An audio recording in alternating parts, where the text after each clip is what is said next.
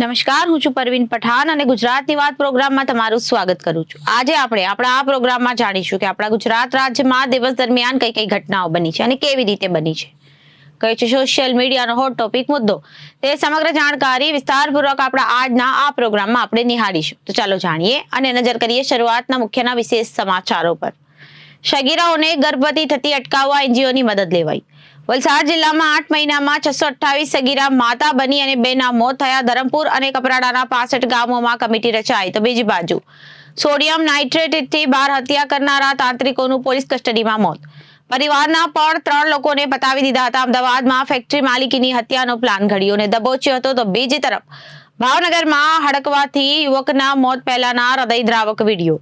ઘોઘાના ગરીપરામાં 2 મહિના પહેલા ભૂંડ કરડ્યું હતું. ઊંઘા સાથે પટકાતો, કણસતો અને રડતો રહ્યો છે. છેવટે મોત થયું.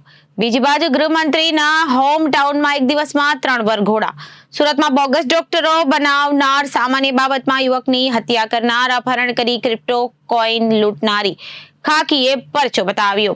તો બીજી તરફ રાજસ્થાનમાં રાજ્યમાં કુચામન સિટીમાં વેપારીઓ પાસેથી લોરેન્સ બિશ્નોઈ, રોહિત ગોદારા ગેંગ દ્વારા ખંડણી માંગવા અંગે અતિ ચર્ચાસ્પદ ગુનામાં સંડોવાયેલા શકમંદ 4 ઇસમોને ઝડપી પાડી સુરત ગ્રામ્ય જિલ્લા LCB SOG parole furlough squad દ્વારા તપાસ શરૂ કરાઈ.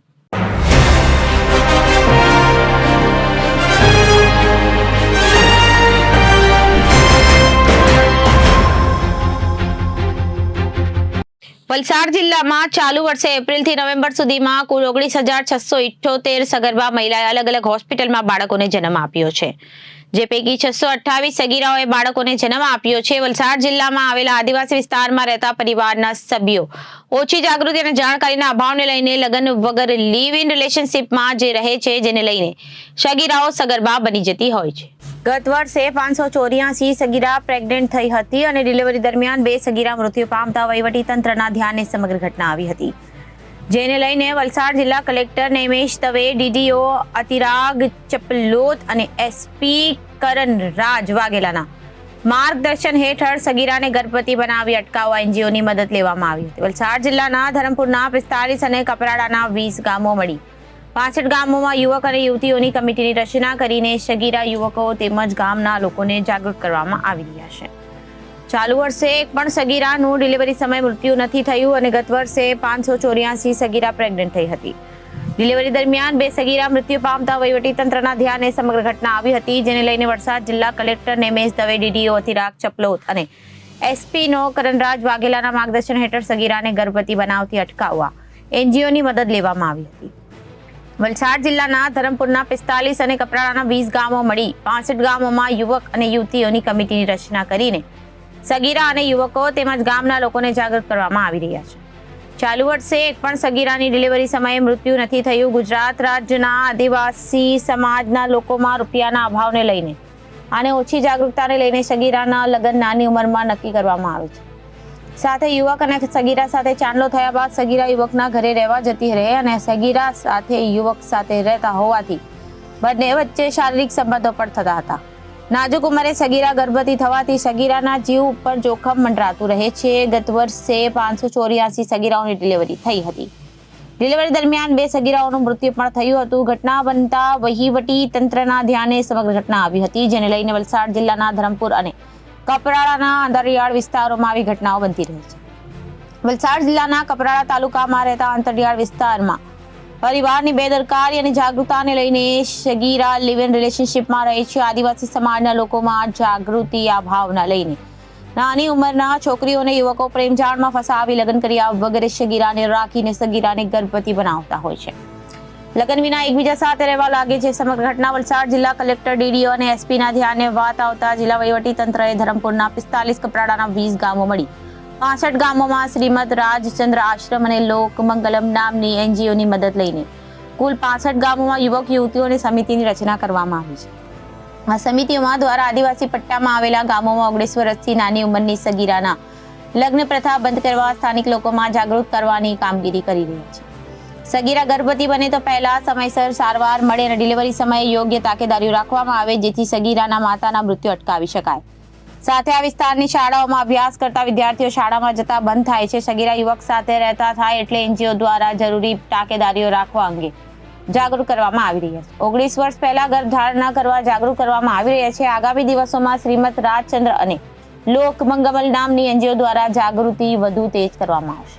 તાંત્રિક વિધિ કરીને 4 ગણા પૈસા કરી આપવાના નામે લોકો સાથે છેતરપિંડી કરનાર તાંત્રિક નુવલસિંહ ચાવડાની સરખેજ પોલીસે 5 દિવસ પહેલા ધરપકડ કરી હતી, જેનું આજ રોજ રિમાન્ડ દરમિયાન મોત નીપજ્યું છે. આરોપી નુવલસિંહે સોડિયમ નાઇટ્રેટથી 12 હત્યા કરી હોવાની કબૂલાત કરી હતી. સરખેજ પોલીસ દ્વારા 3 ડિસેમ્બરના રોજ નવલસિંહ ચાવડાને અરેસ્ટ કરવામાં આવ્યો હતો, જે બાદ કોર્ટ દ્વારા તેના રિમાન્ડ મંજૂર થતા આરોપી 10 ડિસેમ્બર સુધી રિમાન્ડ પર હતો. રિમાન્ડ દરમિયાનની તપાસમાં જાણવા મળ્યું હતું કે નવલસિંહ ચાવડા તાંત્રિક હતો અને તેણે તાંત્રિક વિધિના બહાને આર્થિક ફાયદા માટે કુલ 12 મર્ડર કર્યા હતા. દરેક હત્યામાં સોડિયમ નાઇટ્રાઇટનો ઉપયોગ કર્યો હતો, જેમાં 1 મર્ડર અસલાલીમાં, 3 સુરેન્દ્રનગર, 3 રાજકોટના પડધરી ખાતે, 1 અંજાર, 1 વાંકાનેર તથા 3 પોતાના પરિવારમાં મર્ડર કરેલાની કબૂલાત કરી હતી.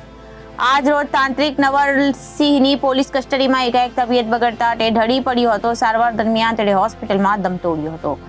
નવલસિંહ તાંત્રિક વિધિથી પૈસા પણ 4 ગણા કરી આપવાનું કહી લોકોને દારૂમાં સોડિયમ નાઇટ્રેટ ભેળવાની પીવડાવી દઈ મોતને ઘાટ ઉતારી દઈ પૈસા દાગીના લૂંટી લેતા ભુવા નવલસિંહની સરખેજ પોલીસે ધરપકડ કરી હતી. ભુવાએ પોલીસ પુત્ર અને ફેક્ટરી માલિકને સંકજામાં લીધો હોવાનું પણ જાણ કરતા ટેક્સી ચાલકે પોલીસને માહિતી આપતા ભુવાને ઝડપી લીધો હતો.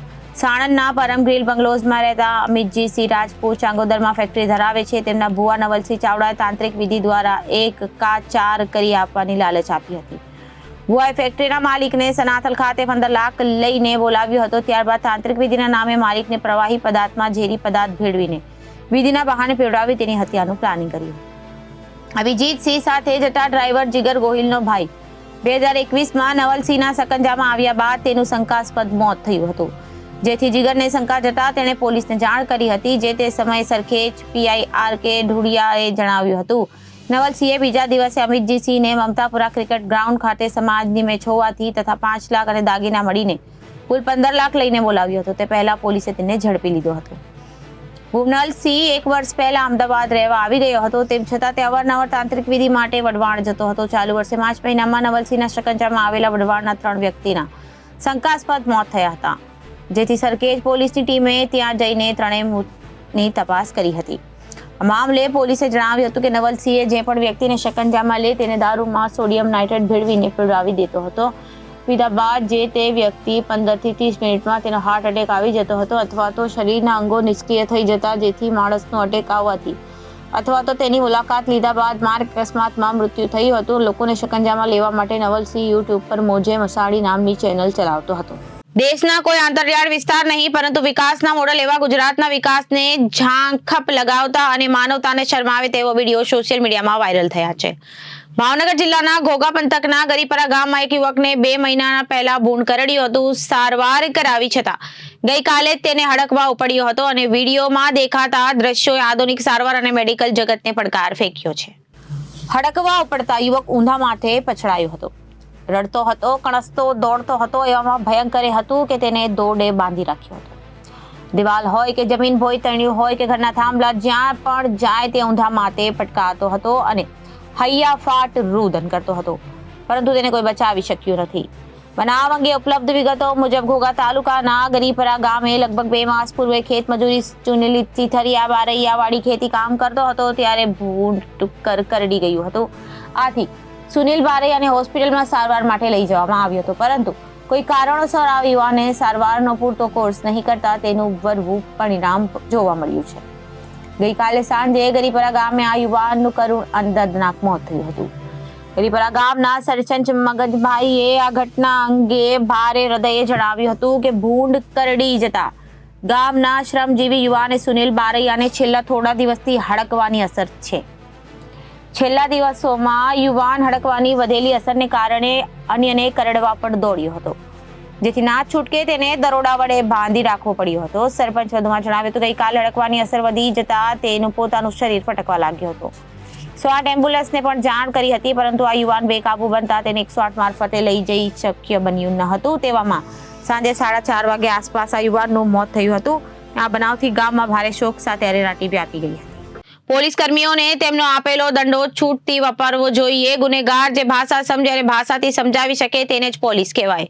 આ શબ્દો છે ગૃહ રાજ્યમંત્રી હર્ષ સંઘવીના. ગુજરાતમાં આરોપીઓને તેમણે કરેલા ગુનાને લઈ જે તે વિસ્તારમાં પોલીસ દ્વારા વરઘોડા કાઢવામાં આવી રહ્યા છે.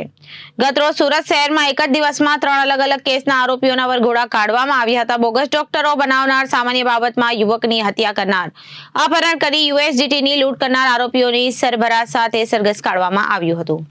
ગૃહ રાજ્યમંત્રી જ્યારે આખા ગુજરાતની વાત કરતા હોય છે ત્યારે તેમના હોમટાઉન સુરતમાં તો સૌથી વધુ વરઘોડો નીકળી રહ્યા છે. ઉલ્લેખનીય છે કે ગતરોજ રાજકોટ, અમદાવાદ અને વડોદરામાં પણ આરોપીઓના વરઘોડા કાઢવામાં આવ્યા હતા.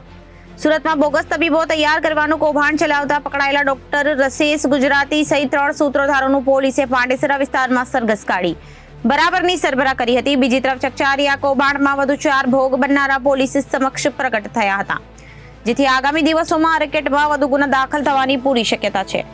પાંડેસરા પોલીસે સ્પેશિયલ ઓપરેશન ગ્રુપ હાથ ધરી બોગસ તબીબોને બેનકાબ કર્યા હતા. પાંડેસરાના તુલસીધામ વિસ્તારમાં કવિતા ક્લિનિક, ઈશ્વરનગરમાં શ્રેયાન ક્લિનિક તેમજ કૈલાસ ચોકડી પાસે રણછોડનગરમાં પ્રિન્સ ક્લિનિકમાં દરોડા પાડવામાં આવ્યા હતા. આ ત્રણેય બોગસ ક્લિનિકમાં ઇલેક્ટ્રો, હોમિયોપેથિક અને એલોપેથિક દવાઓનો જથ્થો ઉપરાંત ઇન્જેક્શન અને સિરપ મળી આવ્યા હતા. આ પ્રકરણ સંદર્ભે પોલીસે BMS ડિગ્રી સર્ટિફિકેટ સાથે 3 સંચાલકોની ધરપકડ કરી હતી. આરોપીઓની કબૂલાત અનુસાર ગોપીપુરા રત્નાસાગર સ્કૂલ પાસે ગોવિંદ પ્રભા આરોગ્ય સંકુલમાંથી ઇલેક્ટ્રો હોમિયોપેથીનો કોર્સ ચલાવતો હતો, જ્યાંથી એ લોકોને BMCની ડિગ્રી આપતી હતી અને ધોરણ 10-12 ભણેલાઓને તબીબી ડિગ્રી આપવામાં આવતી હતી. બોગસ ડિગ્રી આપવામાં સામેલ મુખ્ય સૂત્રધાર ડોક્ટર ભૂપેન્દ્ર સૂરજ ભાન ઉર્ફે BK રાવત અને મુખ્ય કૌભાંડી ડોક્ટર રસેશ ગુજરાતી સહિત કુલ 10ની ધરપકડ કરાઈ હતી. રસેશ ગુજરાતી અને મંડળીએ અત્યાર સુધી 70,000 ખંખેરી 15,000 લોકોને નકલી ડિગ્રી આપી હતી. પાંડેસરા પોલીસે રસેશ ગુજરાતી, BK રાવત અને ઇરફાન સૈયદના રિમાન્ડ મેળવી પૂછપરછ હાથ ધરી છે. નકલી ડોક્ટર તૈયાર કરી કરોડો રૂપિયા રળિયા હોવાથી પોલીસે 3 આરોપીઓના બેંક ખાતા સહિત ફાઇનાન્શિયલ ડિટેલ્સ તરફે તપાસ કેન્દ્રિત કરી છે. સાથોસાથ જે 1500 લોકોને બોગસ ડિગ્રી અપાઈ છે તેઓને શોધવાની કવાયત હાથ ધરાઈ હતી. વધુમાં પાંડેસરા પોલીસે શનિવારે સાંજે ડોક્ટર રસેશ ગુજરાતી, રાવત અને ઇરફાનને લઈ કૈલાસનગર ચોકડી સહિતના વિસ્તારોમાં તપાસ અર્થે લઈ ગઈ હતી. જન આરોગ્ય તથા સમાજ સાથે ખિલવાડ કરનારા 3 કૌભાંડીનું જાહેરમાં સરઘસ કાઢી પોલીસે પાઠ ભણાવ્યો હતો.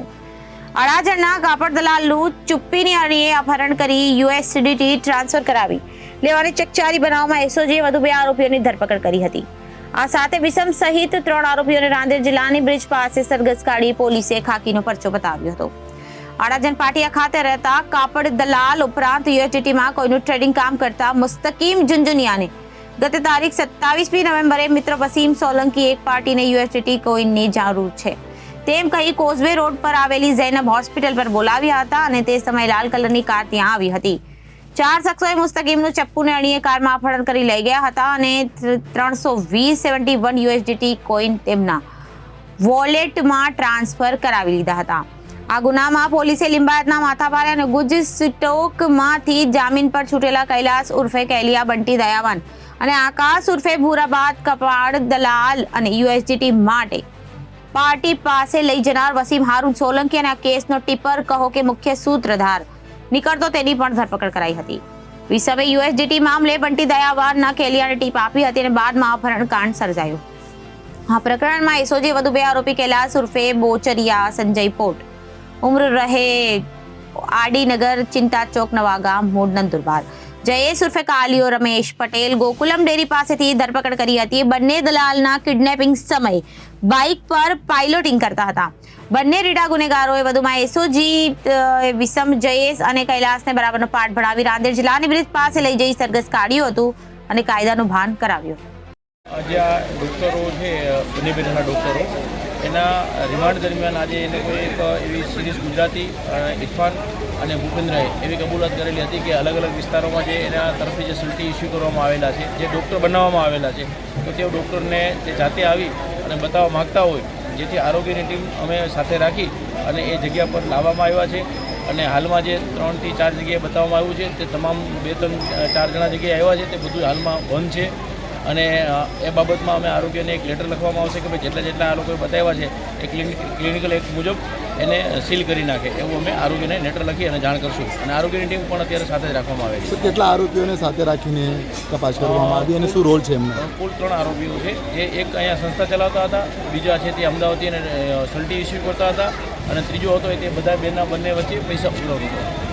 તાજેતરમાં રાજસ્થાન રાજ્યમાં ડિડવાના જિલ્લામાં કુચામન સિટીમાં કુખ્યાત લોરેન્સ બિશ્નોઈ રોહિત ગોદારા ગેંગના મુખ્ય સૂત્રધાર રોહિત ગોદારા તેમજ વિરેન્દ્રસિંહ ચારણ મારફતે અલગ અલગ વેપારીઓને ગત તારીખ 27/11/2024 થી તારીખ 30/11/2024 દરમિયાન અલગ અલગ વિદેશી નંબરો દ્વારા વોટ્સઅપ કોલ અને વોટ્સઅપમાં વોઇસ મેસેજ દ્વારા લોરેન્સ ગોદારા ગેંગના માણસો બોલીએ છીએ એમ કહી લૂંટ ચલાવવામાં આવી હતી.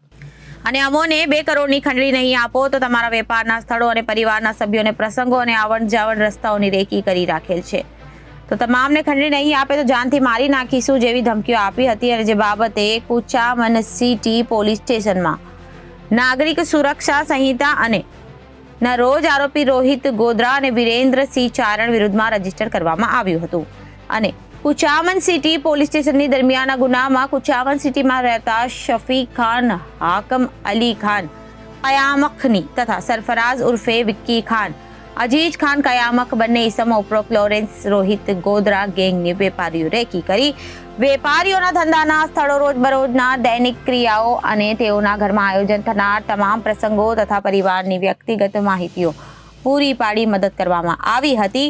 હાલમાં શફીક ખાન અને સરફરાજ ખાન ઉર્ફે વિક્કી ખાનના રાજસ્થાનના કુચામન સિટી ખાતેથી એક 4-વ્હીલ કારમાં પોતાના શાગીર્દો સાથે મુંબઈ તરફ ભાગ્યો હતો જેવી માહિતી રાજસ્થાન કુચામન સિટી પોલીસ સ્ટેશન તરફથી મળી હતી. જેથી પોલીસ મહાનિરીક્ષક પ્રેમવીર સિંઘ સાહેબ, સુરત વિભાગ સુરત નાઓએ રાબડી હેઠળ પોલીસ અધિક્ષક શ્રી હિતેશ કુમાર જોઈસર સાહેબ, સુરત ગ્રામ્ય ન્યાય ગુનાની ગંભીરતાને ધ્યાને લઈ ઉપરોક્ત આરોપીઓને વોચ તપાસમાં રહી જરૂરી નાકાબંધી કરી પકડી પાડવા માટે RB Bhatol police inspector LCB Surat તથા BG Isharani police inspector SOG તથા સુરત ગ્રામ્ય SS Chauhan police inspector parole furlough Surat ગ્રામ્યને જરૂરી દિશા સૂચન કરી જરૂરી માર્ગદર્શન આપવામાં આવ્યું હતું. જેથી એમઆર શકોરિયા પોલીસ સબ ઇન્સ્પેક્ટરના એલસીબી પેરોલ તથા શાખાના પોલીસ અધિકારી માણસોની અલગ અલગ ટીમો બનાવી નેશનલ હાઈવે 48 ઉપર અલગ અલગ જગ્યાએ નાકાબંધી કરાવી વોચમાં હતા. દરમિયાન કામરે ટોલ નાકા નજીક નાકાબંધી દરમિયાન હકીકત મુજબના ઇસમો એક વનના કાર નંબર RG45CT9117 આવતા તેને ઝડપી સદર કારમાંથી મળી આવી 4 ઇસમોને એલસીબી એસઓજી દ્વારા સઘન પૂછપરછ કરી ઉપરોક્ત ગુનામાં કામે કુચામન સિટી પોલીસ સ્ટેશન રાજસ્થાન રાજ્ય પોલીસને કબજો સુપરત કરવામાં આવ્યો હતો. તો અત્યારે ગુજરાતની વાતમાં વિરામ લઈએ. વધુ સમાચારો જોવા માટે જોતા રહો જનાદેશ ન્યૂઝ. નમસ્કાર.